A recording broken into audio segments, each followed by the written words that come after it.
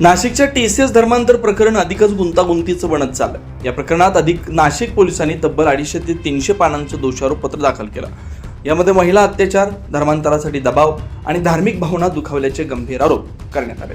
धक्कादायक म्हणजे यामध्ये महिलांनी केलेल्या तक्रारींकडे दुर्लक्ष केल्याचा उल्लेखही यामध्ये केला गेला। मोबाईल संदेश, चॅट, इलेक्ट्रॉनिक पुरावे आणि जबाबांचा आधार देत विशेष तपास पथकाकडून सखोल चौकशी पूर्ण करण्यात आली। या प्रकरणात आतापर्यंत 8 संशयितांना अटक झाली। निदा खानसह दानिश शेख, रजा मेमन, तौफिक अत्तार, शफी शेख, आसिफ अन्सारी आणि शाहरुख कुरेशी यांच्यावर आरोप आहेत। या प्रकरणी देवळाली कॅम्प आणि मुंबई नाका पोलीस ठाण्यात गुन्हे दाखल करण्यात आले। पोलीस आयुक्त संदीप कर्णिक यांच्या मार्गदर्शनाखाली हा तपास पूर्ण केला जातो। एकूणच 250 ते 300 पानांचं दोषारोपपत्र दाखल केलं असून पुढील निर्णय काय होणार याकडे सर्वांचं लक्ष आहे। 9 न्यूज महाराष्ट्रासाठी प्रतिनिधी साहिल बेलसरी, नाशिक।